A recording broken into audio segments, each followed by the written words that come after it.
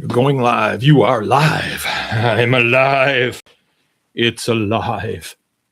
I just came in.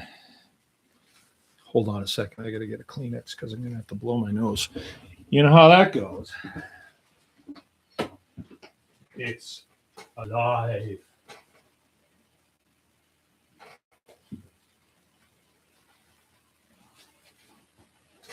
Huh.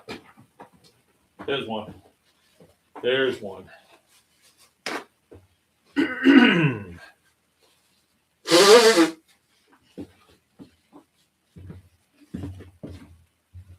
All right. People of the world. Greetings. Mark coming to you from Baker's Green Acres, just out of wardrobe. It's going to be a wild show tonight. Just wild. A lot going on. And excuse me. I just came in because I got a lot going on. My own little empire.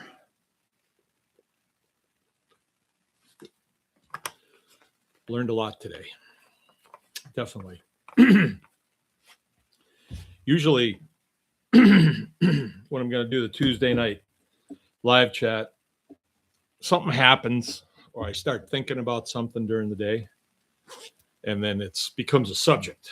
And I think if I wanted to talk about things that just got people amped up and entertained, maybe I'd read from a book something somebody already else did, maybe.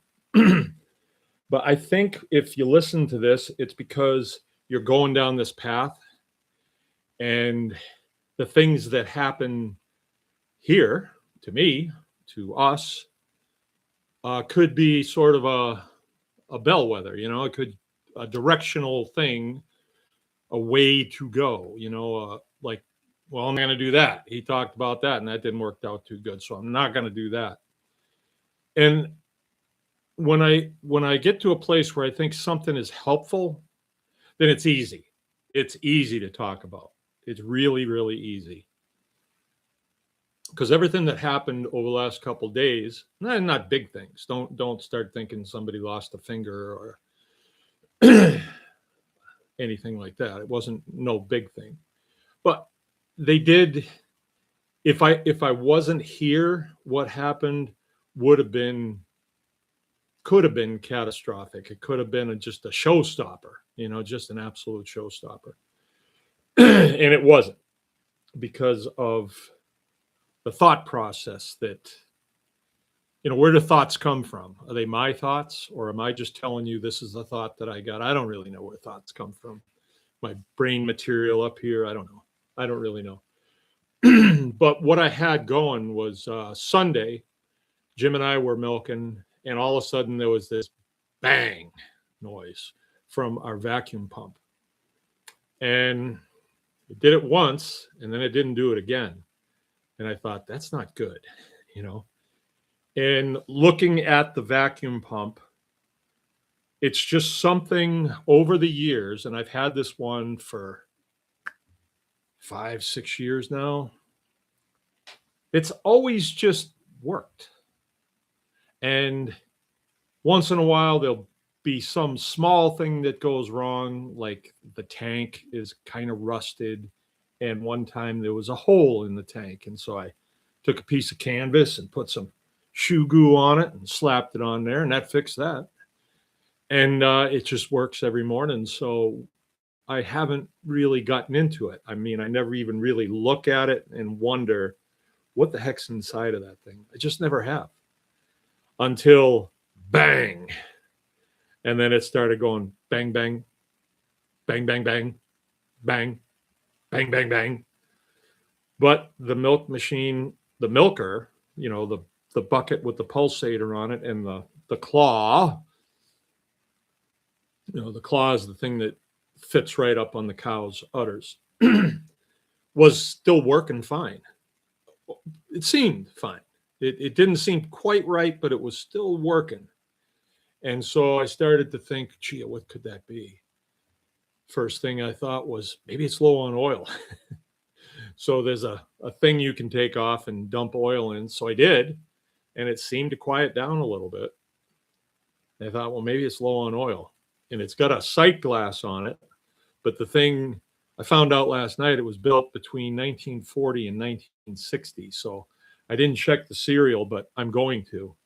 So it's pretty old, even if it was built in 1960. So it would be, I actually know how old it is without getting out a calculator because I was built in 1960.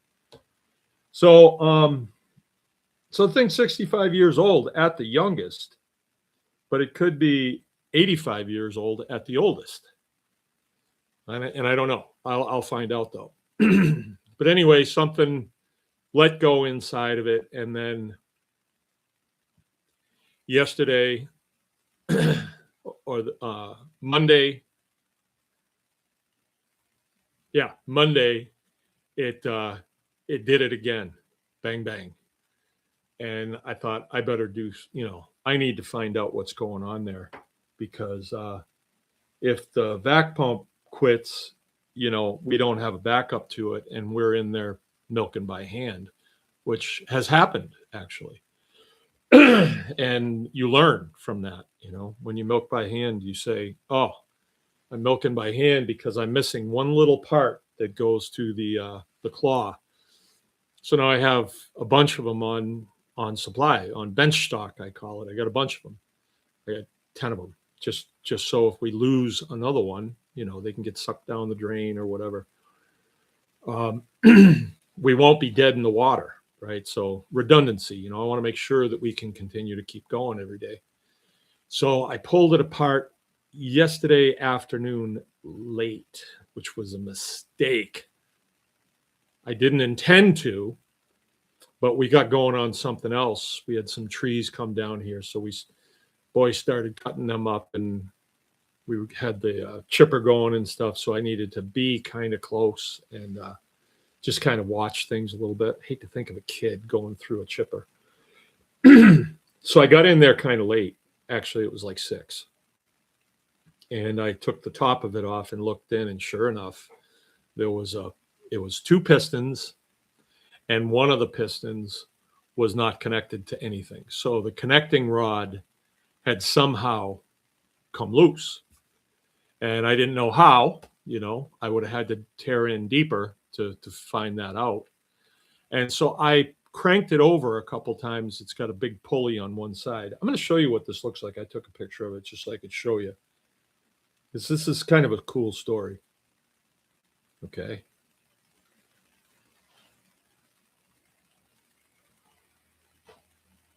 Okay. This is what we're talking about here. That's a vac pump. And that tank on the bottom is about 30 inches long. And you can see the motor right here. So that's a 3/4 horsepower motor. And I put that on there when I first got it because the motor that was on it was shot. I didn't actually go looking for this one. A guy brought it here and needed to unload some stuff out of his pickup. And so it wound up getting unloaded here. And then I checked it out and I told him, hey, the motor shot on it. He says, well, can you get that fixed? I'll pay you. Yeah, I can. So I took the motor in to the motor repair place and they said, we can't fix this. So I told him and he's just forgot about it for a long time. And then I finally put my own motor on it because I needed to use it. I wanted to see if it would work. And it did, but the tank was shot. The tank had a big hole in it. So I had to fix the tank. I did that. And then time went by and he says, you want that? And I said, yeah. I said, what do you want for it? And he said, whatever. I think it was $250, I think. And I gave it to him. And we used this one because it worked better than our old one. Our old one was really old. And it worked. And I finally passed it on to somebody that was getting a cow, right? So I, if I had kept it, I would have had a backup, but I didn't keep it. I passed it on. So this one broke a connecting rod. And if it's 65 years old and a connecting rod breaks, there's a bunch of reasons why that could have happened. Um, you're going to see in this picture again on, let's see, right over here. You see that tube right there that goes up? That's a sight glass. And you're supposed to be able to see how much oil is in the compressor from looking at that sight glass. You'll be able to see a level, right? And you want it about halfway up. And you've not been able to see that since it was in my possession because it's so old, it's discolored. You can't see the level in it. I took it off one time, tried to clean it out from the inside, no go.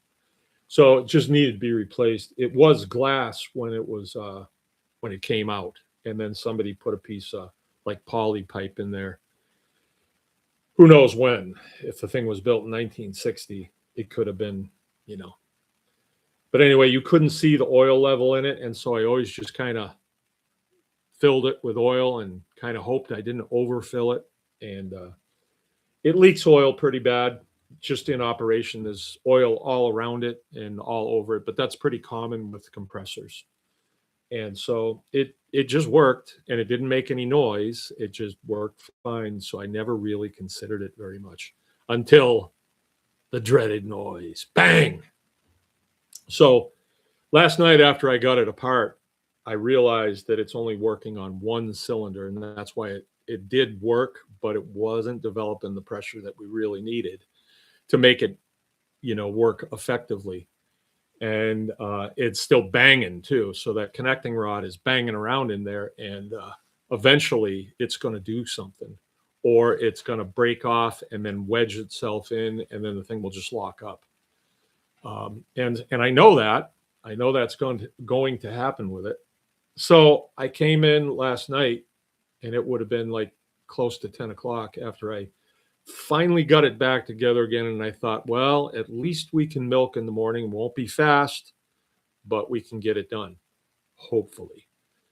And then I got online and I started researching to see if I could get another connecting rod for it. First of all, no go. The company that makes this Surge has, like, they moved away from this technology and moved into a different technology. So if you look at Surge milkers now, it'll have a pump on it, like a rotary vane pump, they call them, or a piston pump. But it's quite small. You see them on everything. When you turn them on, they go like that. Just really annoying. And you see them on a lot of Chinese. Not that there's anything wrong with Chinese, but Chinese stuff has that on there. And they work until they don't work, like that. And for instance, the motor that was on this was a Chinese motor when I got it, and it was totally shelled out on the inside. Like there's no way you could get it to work again.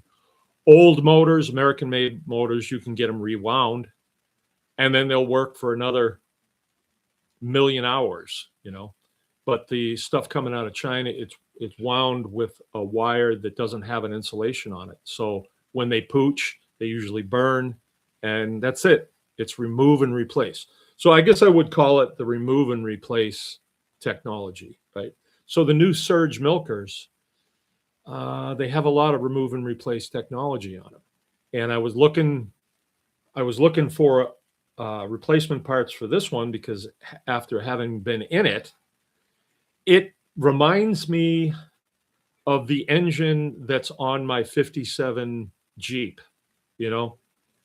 good machining, thick walls, well-made parts in there. Just quality, quality, because back then you either had quality or you didn't have dependability. Things were built back then for reliability and simplicity. Now they're built for it'll get the job done, it's cheap, and if it breaks, swap it out with a new one. I don't like that. It just doesn't sit right with me. And I started going down that path last night of, well, if I can't get replacement parts for it, I guess I'm going to have to get a new one. So I start looking at the new ones, and I don't know if anybody else has experienced this. I'm sure you have, where you look at an assembly, like a pump assembly like this from Amazon, and it'll be, $595 or something. But then you go to a farm supply house and it's $1,600, and the pictures look identical. So what's going on here? So confusion comes into the picture. Confusion. I was confused. And so this morning, I was like, well, I'll get to the bottom of this. So I called one place that supplies. Uh-oh. Going slow here. Am I okay? Can you guys hear me? I go one place that supplies a recommendation of a friend of mine. And I call them, and I'm talking to a salesman. And I said, well, how is this pump configured? I mean, how does it work? And he says, oh man, I don't know. I sell them. I don't build them. He says, but I sold a lot of them last year, 1,961. Okay, well, how much is it? That'll be $1,945, and by the time we get it to you, it'd be about $2,500. It's just a vacuum pump, but it's for dairy. It's designated for dairy. So then I start thinking, well, I can get a vacuum pump to do many things, many different functions. Does it have to be dairy? And so I start looking through, and there again, you get the same type thing. You can't tell where the parts are made. You got India, you got China. And then you come to one that says made in the USA, but the picture looks the same. So very confusing, very, very confusing. And I am kind of asking the question, okay, which way do I go here? Because I got to do something. If this thing breaks before the end of milking today, tomorrow, we got problems. Again, when I called one of these supply places, the guy, I said, how quick can you have it here? And he says, well, if I get it out in the next 15 minutes, it'll be there 2-3 days. And I'm thinking, are you sure about that? Like if it's 4 days, that's another day. And it was just confusing. You would think they would know 2 days or 3 days, but they didn't really know. So that was a little confusing. Like when we ship meat all over the country, people want to know how long will it be? And we know the date and it's going to arrive. Jill knows from the tracking number, right? So I'm going to pull one of these plugs out here. Let's see which one. There you go. I know what that is. That's the heater that's in the tank out there for our cold plunge in the morning. Always causes this to flicker when that fluctuates. So, yeah, I'm asking the question, which way do I go? Which way do I go? And I start thinking through, well, could I build a connecting rod? Could I make a connecting rod? Could I take this one to a machine shop and have it made? I don't know. Machine shops aren't like they used to be. They have they're just not like they used to be. You're not going to have some guy there, with a cigarette hanging out of his mouth. Yeah, I think I could probably do that. You're not going to get that. It's not like that anymore. So I was kind of hung up. And so just for fun, I went and I browsed on Marketplace, which is really cool. If you haven't looked at Marketplace, it's really cool. And there it was. We always complain about the phones listening to us, but boom, right there on Marketplace. And I will show you a picture of the one that I found. And I wasn't even doing a search for it. It just showed up. Oh, wait a minute. I don't need to go to Marketplace. I need to go to my pictures. Won't it be nice when we have our phones implanted in our heads? So this is the one that I found.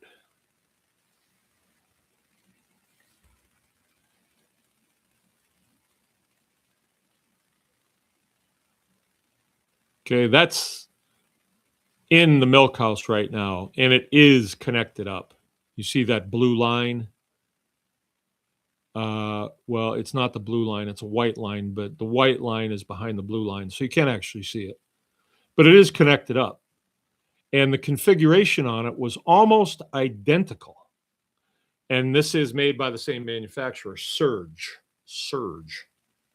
The first one I showed you is a Surge SP11. This one is a Surge RV, and I don't know what that stands for yet.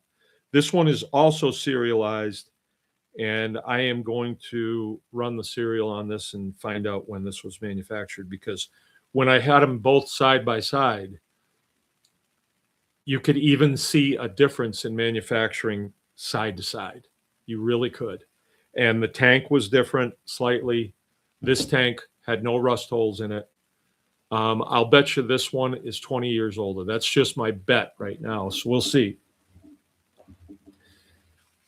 And so I contacted the person, and she said, yeah, I still have it. And then she told me a bunch of stuff about it. And it turns out really not much of it was actually factual, but she wanted to sell it. And so I went. It was an hour and a half south of me. So I went, and she showed it to me. She didn't know anything about it. She said, oh, yeah, it works. I said, well, how do you know it works? And she said, well, the guy I got it from said it worked. I said, well, when did you get it? She said, oh, I don't know, about 8 years ago. I can't remember. Type of thing. So you never used it? Well, no, not actually. And there was no power cord on it, so there's no way I could check it there unless I had a power cord with me. But I did turn it over, and it wasn't hanging up at all. And I listened at the exhaust, and it sounded like everything was seating properly. So it was a good deal. It was $400. So the new ones that I was looking at, it was going to be $25 by the time they got home. And some of the new ones that I looked at, they had a disclaimer on them. They said they should work for about 2 years, but maybe less, and will need to be rebuilt. No kidding. I saw several of them like that. And so I'm assuming that the parts that are in them it's rubber against steel, and they wear out, And so you'd have to stop and rebuild the thing. And so I don't know, the whole experience was just, at least to me at this point, it was black and white. Black and white. It was, well, maybe that's not a good analogy to use, because I'm saying that one is good and one is bad, or one is functional and one is unfunctional. So that's not what I'm saying. It was just clear to me which way to go. One way, there was good old-fashioned manufacturing made in the United States of America.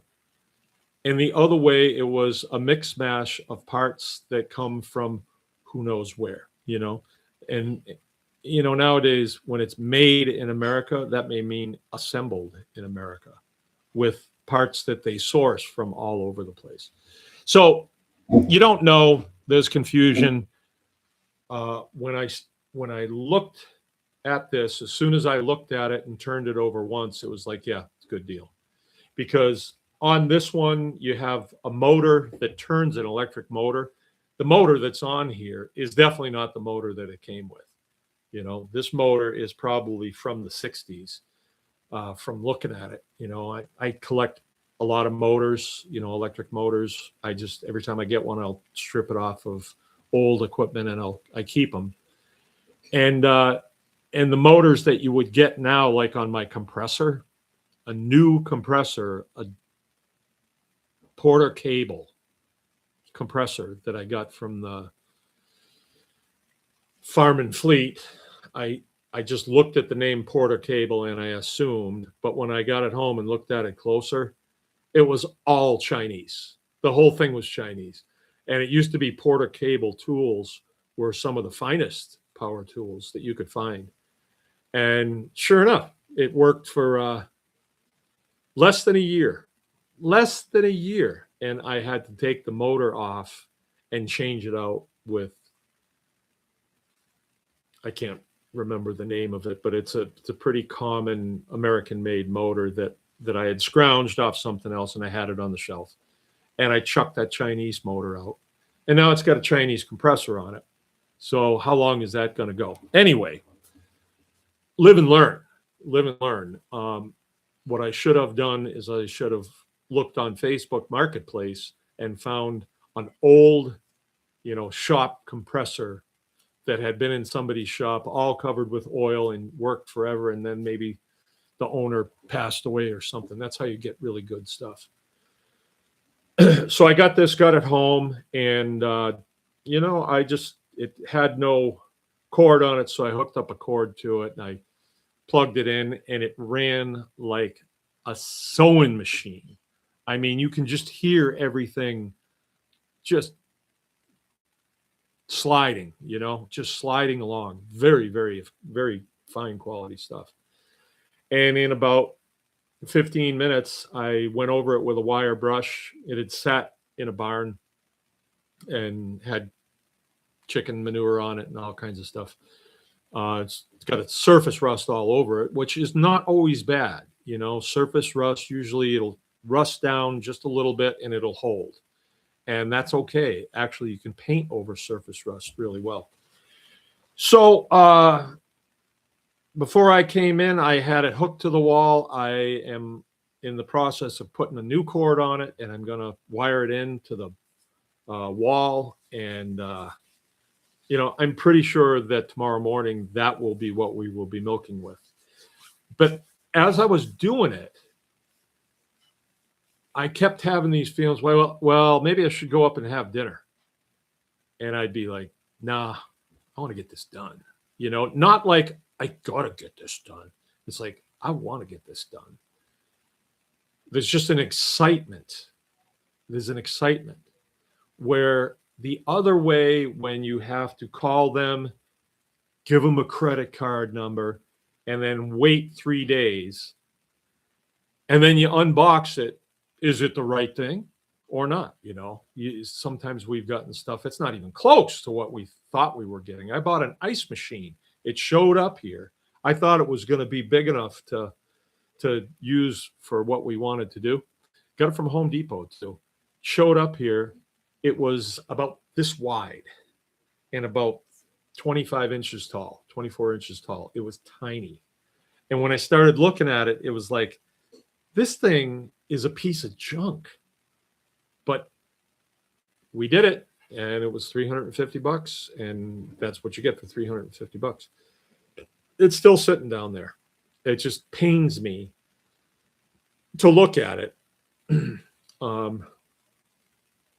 I don't know. I suppose I should have taken it back when I first discovered it, but the box got kind of chewed up by the dogs and one thing or another, and I didn't do it. And so now I'll probably put it on Marketplace and resell it, but live and learn.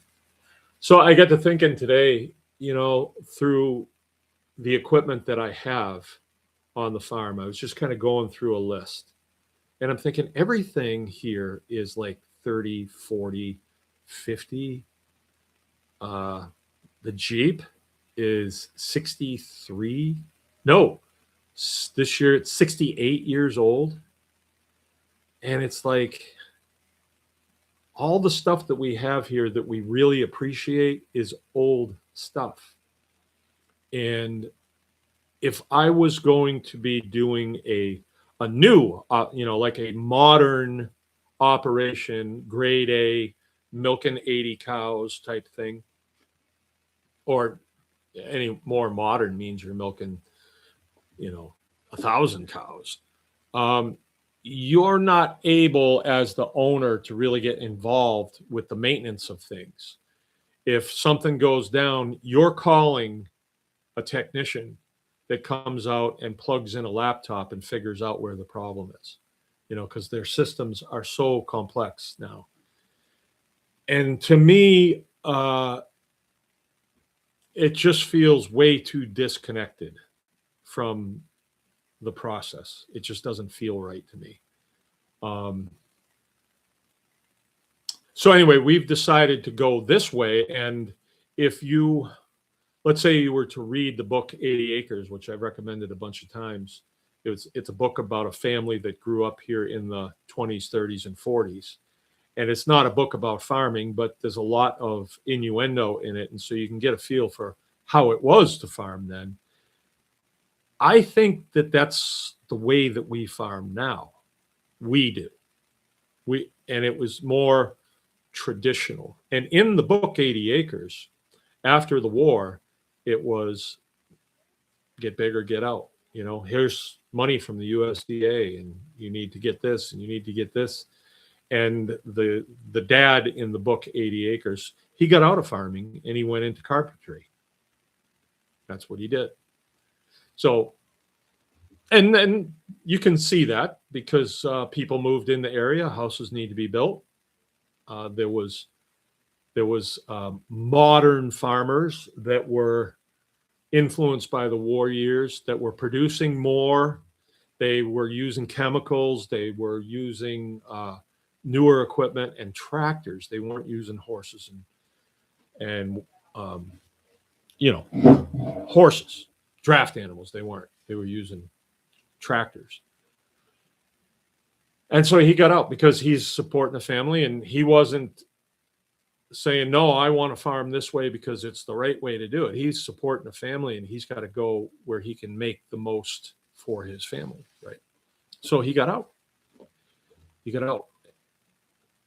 And so when you read that book, you see, well, if you were to read that book and then look at the way we do things, we're more doing it the way he did it during the war years, or 10 years, 20 years prior to the war years. Although we don't use horses. We don't use horses. I don't really even like horses. So with that in mind, when you're homesteading, if you go this route, and I think homesteading is more inherently this route, traditional farming, like if you have a acre garden, and you're producing all the vegetables and canning and you're doing all that stuff, you're not gonna have a crop duster come in. Probably. You're probably not. If you're going to use any chemical, you're probably going to something like a dust, and you'll put it only on, the potatoes because they have bugs on them, right? You're not going to just dust the whole garden. Industrial agriculture, that's what they do. They dust everything. Sometimes it's not dust. Sometimes they're squirting stuff like glyphosate. Instead of dousing your garden down with glyphosate, you're going to get in there and weed. You're going to be pulling the weeds out by hand or cultivating, which is pretty therapeutic to do. I wish I'm going to do more of it in the years to come. I like cultivating with a hand cultivator. It's just fun. So I think homesteading is inherently more of a traditional farming process. So when you go to, let's say, a Tractor Supply now, are you going to find the implements that were used in the 20s and 30s? Sure, there's going to be a shovel there and a rake and stuff. But I can think of some of the cultivators that my parents had. I don't see those. I see kind of new and improved type things. Not a lot of them. Not a lot of variety of hand implements. You'll very rarely do you have people sitting around talking about, so Tony, what's your favorite cultivator? What configuration do you like the best? You will never hear You probably won't hear conversations like that. But in this circle that I'm kind of running around with now, we are talking about equipment from yesteryear, and that's what I'm talking about now. I mean, most likely the new one that I have is 20 years older than the old one, and the old one is 65 years old at the youngest. You know, if it was built in 1960, that was the year they quit making them. 40 to 60.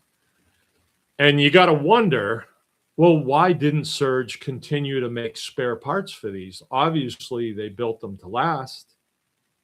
They want them to last. Well, I think as a new kind of marketing came in, and it's like planned obsolescence, you know. Well, when this breaks, then the farmer will come and buy a whole new unit. But if we supply him with the small parts for it, he'll just keep using it. You know how them farmers are.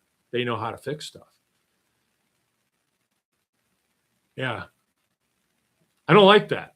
I don't like that. And to me, when you go down that road, you wind up facets of your operation that are designed to break, that are designed to fail. And it's not necessary. It is just not necessary. But there's that draw, you know, like when I'm looking for these parts on my phone, then all of a sudden these real nice looking ones come on there, shiny, new, $1,600 complete, you know. And it almost had me.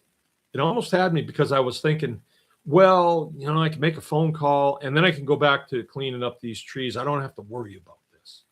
But wait a minute, I'm bringing on a piece of equipment that I'm pretty sure is going to break down in 2 years because they're telling me it's going to break down, needs to be rebuilt. It says it has consumable parts. So that means it has to be taken apart, these new parts be put in, and then put back together. 2 years. Yeah, okay. On some equipment, I can see that, but I don't want to be looking at the calendar thinking, well, it's almost been 2 years, you know, it's going to break. Yeah, I don't think we want to build that in. What if I'm getting ready to go on a holiday weekend with my wife and it breaks while I'm gone? I don't like that. That's one of those things that it's like when you fortify your position, but there's a gaping hole right here, just about big enough for a bullet to whiz through and take your head off. I don't want to build that into my operation. So what do you do? What do you do? Well, I think it's something that anybody can do. And it's starting from baseline. Like say with a cultivator. They have these really cool stores and you see them all over the place where there's tourists, right?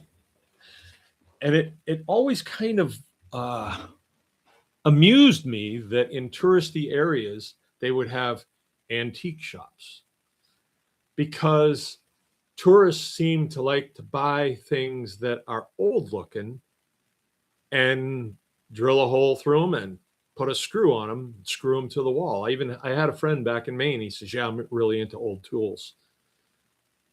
And he just collected old tools. He didn't never use the old tools. He didn't never. I didn't mean to say that. He didn't actually use the tools.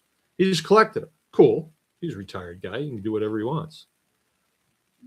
And I started getting into old tools too. I just think they look cool. And I know that there's a lot of, you know, I just think about the tools that I have, the Craftsman tools that I got when I went to tech school and I got a set of tools. I still have them. And I think this tool was with me in, you know, 3P power plant shop at, you know, the school that I went to. This tool has been with me this long, and that's not really a long time.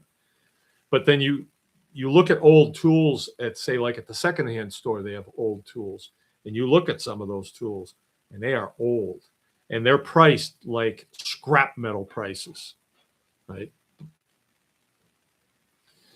So with this in mind, if you need to equip your operation, don't overlook old stuff. As a matter of fact,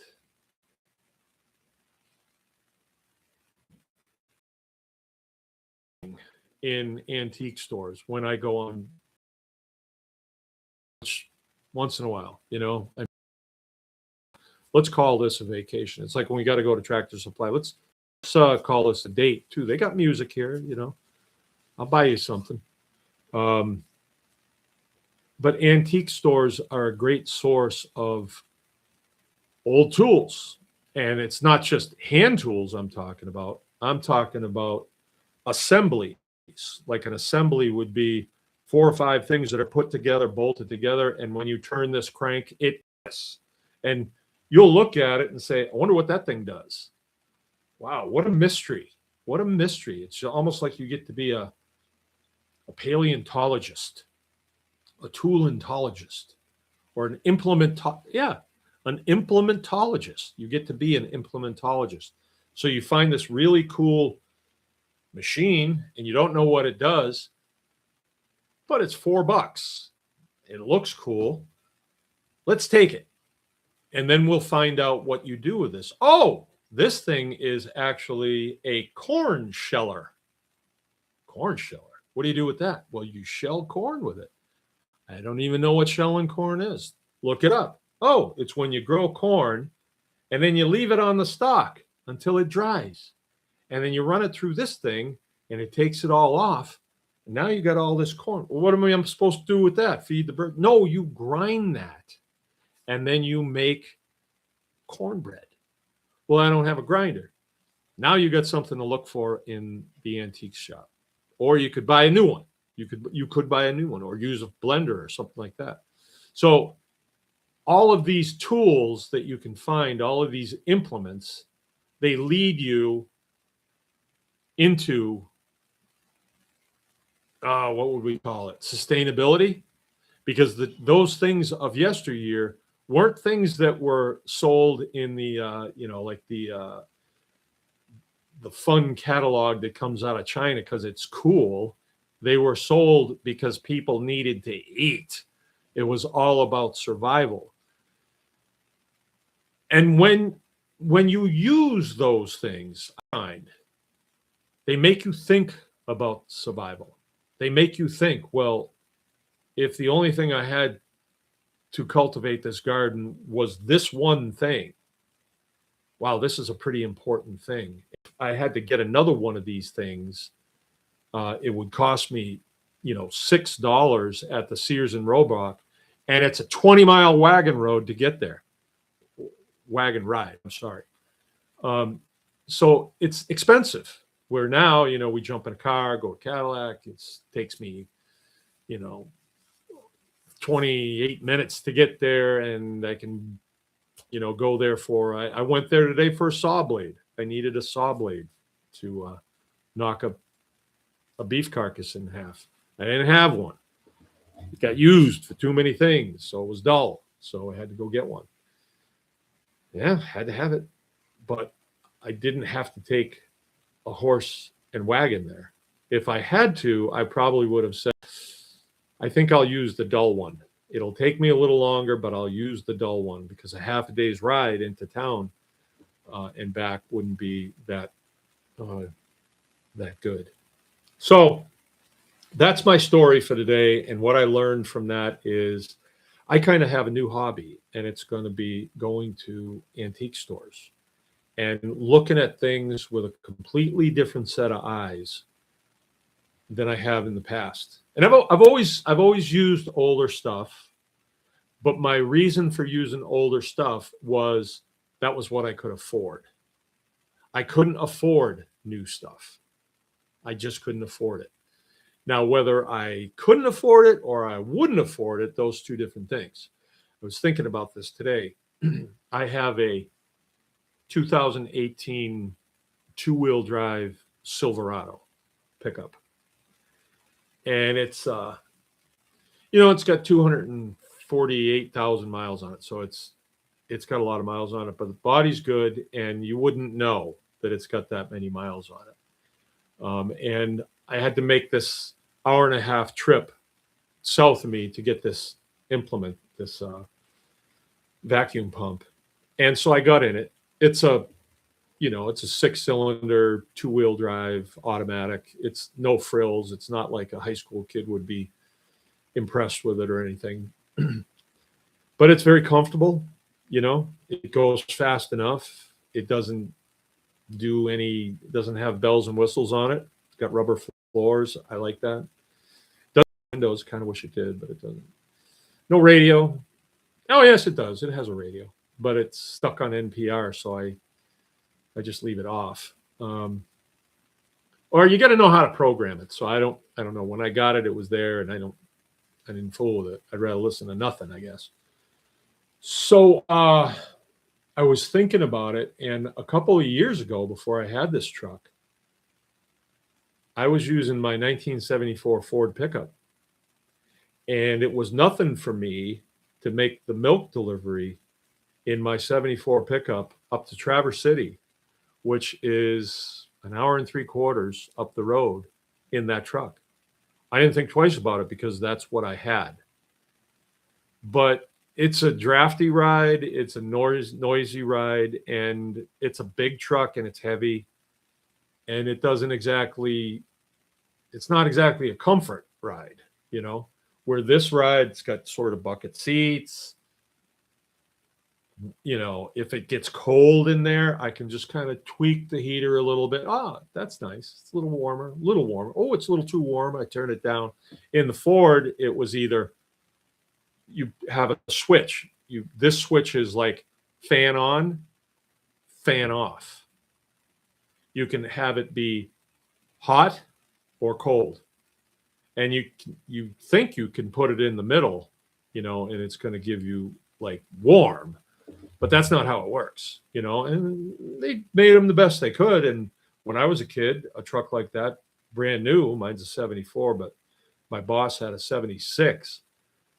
I mean, it had a heater that actually would defrost the windshield, or it would blow heat on, and it would blow a lot of heat on you. So if you're working outside and you got in, oh, wow, that felt good, until you couldn't breathe anymore. And then you had to open a window. That's how you did it. You open the window. And it worked fine. I find myself with my heater in my Silverado on high, and then when it gets too hot, I usually open the window, right? I find myself doing that. All right, that's it. That's my message for tonight. That's what I lived through today, solved the problem, and also introduced a thought process into my head. And my new hobby is going to be going to antique stores, but not going to buy stuff to drill a hole through it and screw it to the wall. It's going to be, hey, maybe there's something here I need and I don't even know it. Maybe there's something here that's cooler than the stuff that you can buy at Tractor Supply. Maybe, if you're going in there not to buy it for its sentimental reasons or decorative reasons, but it's functional. Like, this thing is functional. I can use this. All right, that's it. That's my message. I'm going to read through these real quick and see who in the heck's with us. All right, Belva's with us. We'll be seeing you tomorrow night. Our consulting call is tomorrow night. We skipped it last week because it was New Year's Eve, and I didn't think a lot of people would show up. Some of yous would have showed up drunk, I'm sure. And Rachel Jameson's with us. Hello, Rachel. Hey there, Bruce and Rachel, says Mom. Braveheart McFreedom. Good afternoon, good evening, Mark and the ACFE family. Anyone can farm experience. Okay. Anyone can farm experience. I should know that. Audio is perfect. Thank you. Should have read that 15 minutes ago. Braveheart says, hey, good afternoon, guys and gals. Please hit the like button and subscribe to show support. Yes. And help this channel. It's 100% free, very little effort. It's easy to forget. Friendly reminder. Do it now or I'm signing off. Yeah. That'd be nice. That'd be nice. It'd be cool if we grew the channel, and then maybe I would become an influencer. Okay, Belva. Our New Holland 68 Hayliner was made before 1960.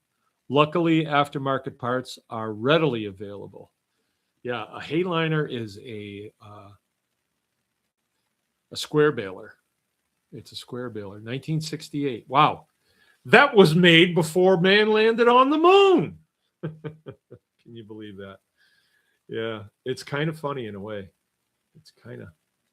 Oh, the 68 Hayliner was made before 1960. Oh, okay. Well, yeah, that's before we landed on the moon, too. My canner is from 1950. Huh, 1950 something. Yeah. Yeah, I tell you what, the American manufacturing, and I come at this from aviation, right? American manufacturing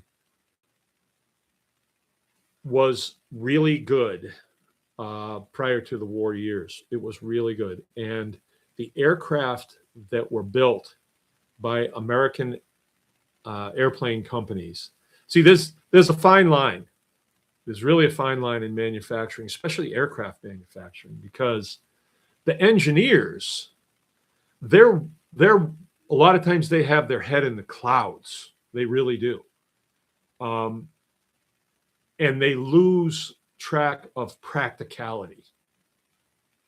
They really do.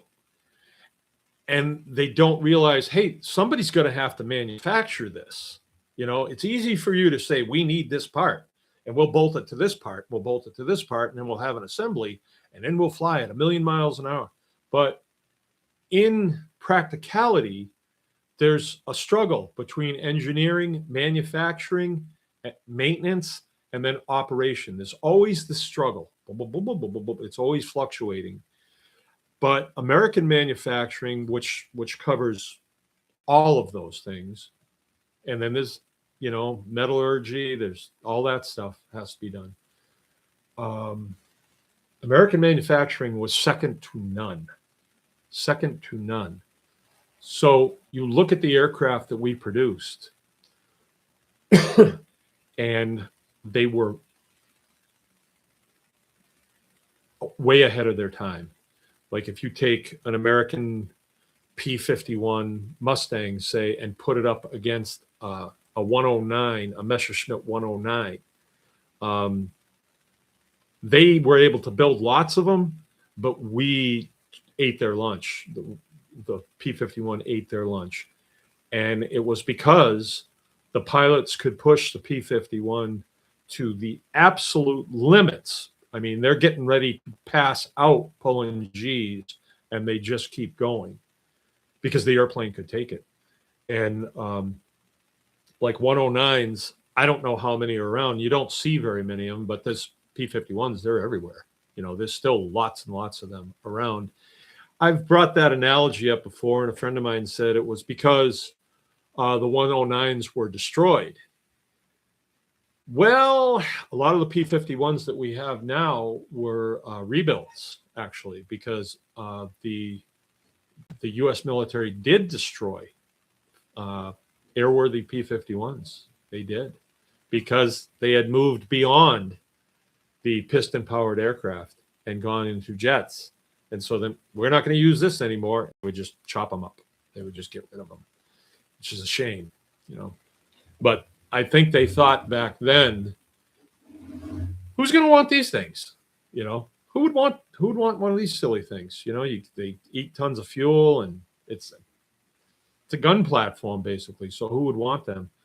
But now you have guys that are like older than me that never had the opportunity to fly them in the military, and now they're flying them. You know, it would be a 75-year-old aircraft, and they're sports cars. They're total sports cars. But the manufacturing was really, really good in the United States. The Russians never did have an airplane that they could actually compete in World War II. We had to send them aircraft, and the English sent them aircraft. The English built a pretty good airplane, pretty good, but a lot of it wasn't so good. And I'm sure somebody's going to say, "Oh, there's nothing second to the Spitfire," but I don't know about that. I don't know. If you know aircraft really well, there was nothing that came close to the P-51D model, right? And then people will argue, well, F4U was this and that, but the F4U was a Navy. It was a carrier-based airplane, so it's a completely different animal. It wasn't the nimble in the sky fighter that the P-51 was, not at all. Anyway, yeah, so if you find old stuff and it's American made, a lot of times you can find some super, super high quality stuff that will last forever. Enough about my pump, about my air vacuum pump, but there are no consumable parts in it. It's all steel against steel, and then it's got a lubrication system that it will last forever. Okay, that's it. We'll see you guys tomorrow night. Appreciate it. Yeah, give us a like and a share. All right, there we go. Remember, anyone can farm.